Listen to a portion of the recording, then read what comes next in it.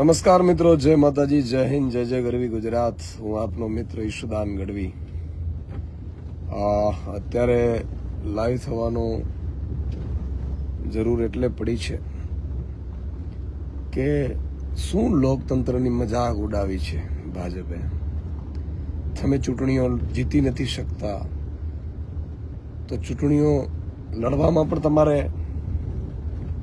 નૈતિકતા ગુમાવી દેવાની છે. બેફામ દારૂ મળતો હોય, અમે પહેલા મેં કહ્યું હતું કે ભાઈ દારૂ બેફામ અહીંયા ઉતારવામાં આવી રહ્યો છે. રૂપિયા બેફામ મળતા હોય, રૂપિયાની સોદેબાજી થઈ રહી છે.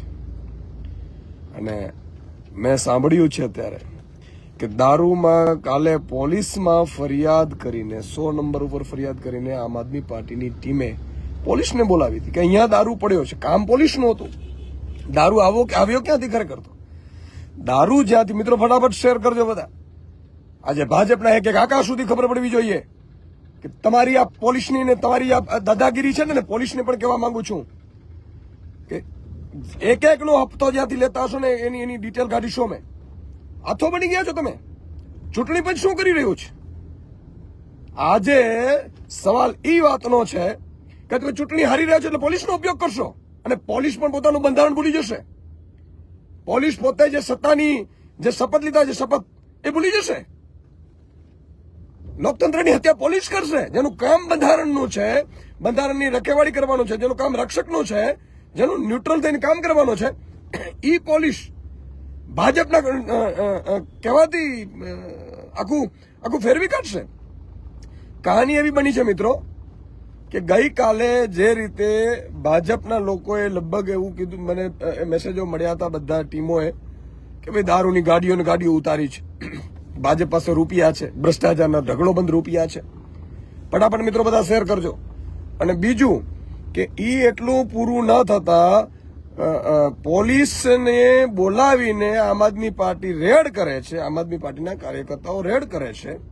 પોલીસે ખરેખર આભાર માનવો જોઈએ, ચૂંટણી પંચે આભાર માનવો જોઈએ, ચૂંટણી પંચે આભાર લડવૈયાઓનું સન્માન કરવું જોઈએ કે ભાઈ નિષ્પક્ષ ચૂંટણી થવા માટે આમ આદમી પાર્ટીની ટીમે મજબૂતાઈથી મદદ કરી છે.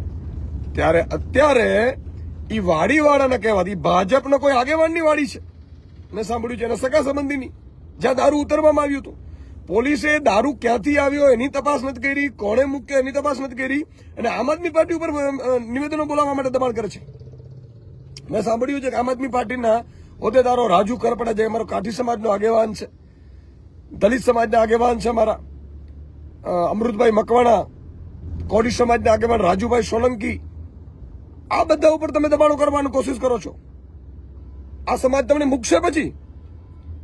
તમે એમ સમજો છો કે ભાજપ પણ આ સમાજોને દબાવી દેશે. પાટીદાર સમાજના આગેવાનોને બોલાવવામાં આવે છે નિવેદનોના નામે બહાને.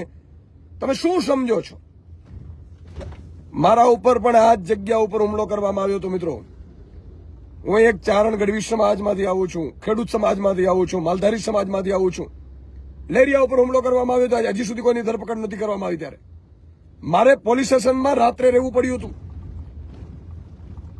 અને ત્યારે પોલીસે ફરિયાદ લીધી હતી. અને એમાં મેં સાંભળ્યું છે કે ભાજપના ઉમેદવારોના ક્યાંક કનેક્શન હશે. હું તમામ સમાજોને વિનંતી કરું છું કે આ લુખ્ખાઓ ગુંડાઓને ચૂંટતા નહીં, મહેરબાની કરીને. શું મતી રહ્યા છો તમે? આવી રીતે ચાલવાનું છે ભાજપનું દાદાગીરી.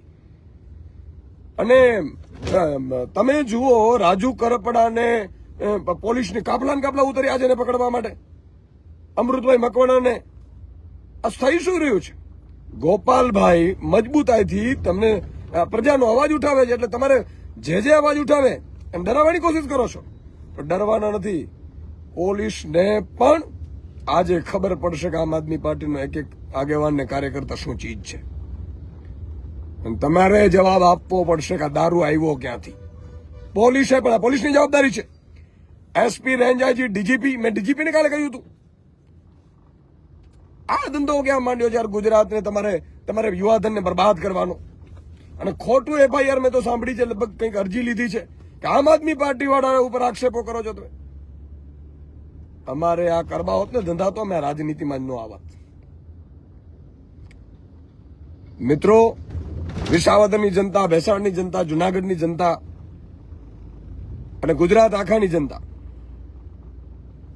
જુએ, આખી ઘટના જુએ, તમામ સમાજો જુએ, સમાજના આગેવાનો, મને ખબર છે ભાજપના દબાણ ઉપરથી સમાજના આગેવાનો પણ બિચારાને મજબૂરીએ કંઈક કહેવું પડે છે ને બોલવું પડે છે એના સમાજમાં. એ સમાજના આગેવાનો પણ જોઈ લે કે આપણા સમાજ ઉપર આજે તમે જુઓ, નાના નાના કોળી સમાજના યુવાનો છે, કાઠી સમાજ છે, પટેલ સમાજ છે, દલિત સમાજ છે, એમના યુવાનોને પરેશાન કરવામાં આવે છે. આ થઈ શું રહ્યું છે? આ બિલકુલ ચલાવી લેવામાં નથી આવ્યું. ગોપાલભાઈ મજબૂતાઈથી એકલા લડે છે, એને તમે હેરાન કરવાની કોશિશ કરો છો, પરેશાન કરવાની કોશિશ કરો છો. આ કતઈ ગુજરાતની જનતા ગુંડા તત્વો હોય, લુખ્ખા તત્વો હોય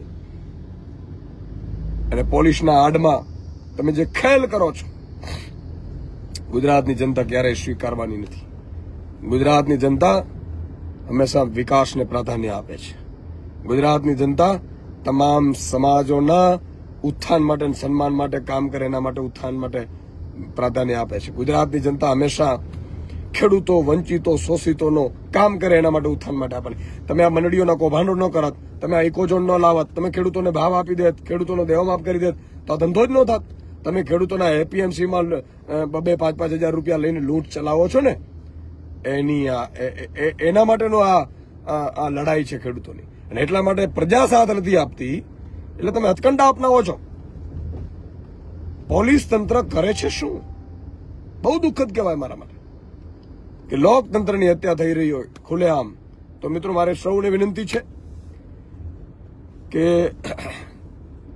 દરેક સમાજના યુવાનોને ખૂબ મજબૂતાઈથી જાગૃત થવાની છે. જય હિન્દ, જય ભારત, જય ગરવી ગુજરાત.